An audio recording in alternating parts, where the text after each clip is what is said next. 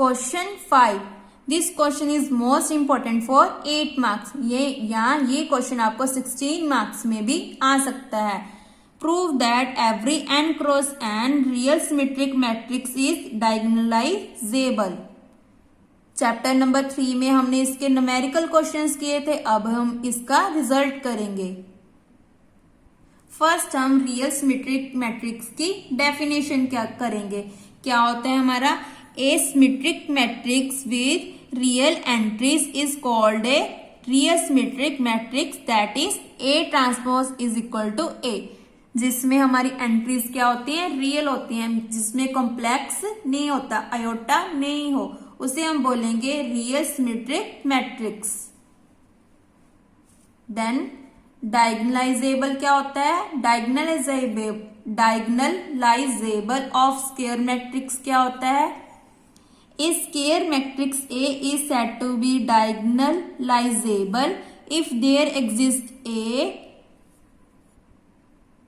Matrix P such that P inverse AP is diagonal matrix। तो इसकी definition क्या बन गई, P inverse AP is equal to diagonal of lambda 1, lambda 2, lambda 3 up to so on lambda n। सो इस question को prove करने से पहले हमें एक लेमा प्रूव करना पड़ेगा। उसकी स्टेटमेंट क्या है, eigen vector corresponding to distinct eigen values of linear operators are linear independent. So इसको हम प्रूव करेंगे कि हमारे जो आइगन वेक्टर्स हैं वो सभी क्या हैं, distinct eigen values. Eigen vector के कॉरेस्पॉन्डिंग क्या आ रहे हैं, हमारी आइगन वैल्यूज आ रही है, और सभी आइगन वैल्यूज क्या हैं, डिस्टिंक्ट हैं। डिस्टिंक्ट का मतलब lambda 1 is equal to 1, lambda is equal to 2, lambda 3 is equal to -1। ऐसे सभी की वैल्यू क्या आ रही है, डिफरेंट आ रही हैं, और सभी क्या है, इंडिपेंडेंट है, इंडिपेंडेंट सेट है। तो इसको हम प्रूव करते हैं। फर्स्ट हम क्या लिया, लेट कर लिया v1 v2 vn क्या है, हमारे वेक्टर स्पेस है, नहीं आइगन वेक्टर्स हैं। किसमें से लिए गए हैं, लीनियर ऑपरेटर से। इसकी मैपिंग क्या होती है, हमेशा v to v। Corresponding to distinct eigen values क्या है हमारी, लैम्डा 1, लैम्डा 2, लैम्डा n। हमने प्रूव क्या करना है, इसको प्रूव कैसे करेंगे, मैथमेटिक इंडक्शन से। ये हमने स्मॉल क्लासेस में भी किया है। फर्स्ट क्या करते हैं हम, n के लिए n इक्वल टू 1 उसके लिए प्रूव करते हैं, फिर लेट करते हैं कि n-1 के लिए ट्रू है, फिर n के लिए प्रूव कर देते हैं। ऐसे ये क्वेश्चन है। यहां तक हमने क्या किया, n इक्वल टू 1 क्या है हमारा, v1 हमेशा लीनियर इंडिपेंडेंट होता है, क्योंकि v1 नॉट इक्वल टू 0 होता है। हमारे वेक्टर्स हमेशा नॉट इक्वल टू 0 होते हैं। और लेट कर लिया the result true n-1 eigen vectors के लिए। देन इक्वेशन को कंसीडर कर लिया, ट्रांसपोज लगा दिया, t को अंदर ले गए क्योंकि t किस पे अप्लाई होता है, वेक्टर पे। सो इसकी वैल्यू पुट करती क्या होती है, t of vi is equal to lambda vi for all i lies between 1 to n। इसे दे दी equation number 2।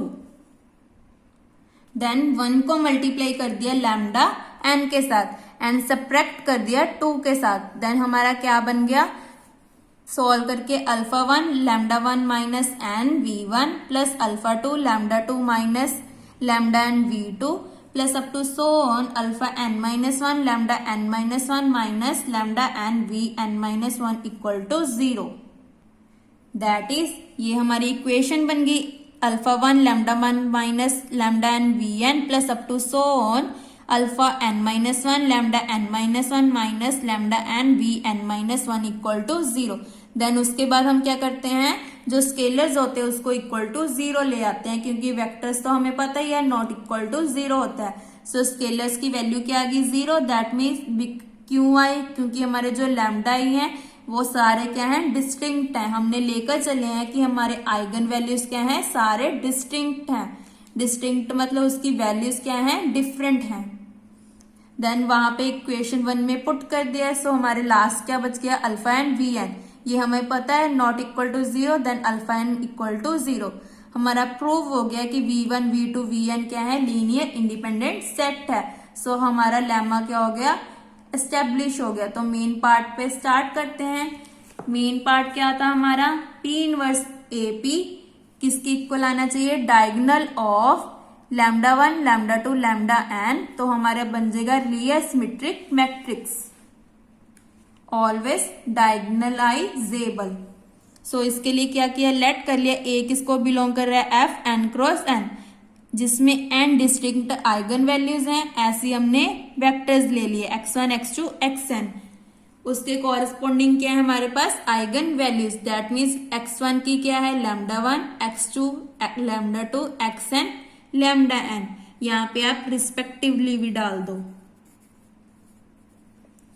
Now then by using above lemma we get x1 x2 xn क्या बन गया हमारा, लीनियर इंडिपेंडेंट सेट बन गया, क्योंकि हम यही लेकर चले हैं कि हमारे जो वेक्टर्स हैं वो क्या हैं, लीनियर इंडिपेंडेंट्स हैं, और x1 x2 भी हमारे क्या हैं,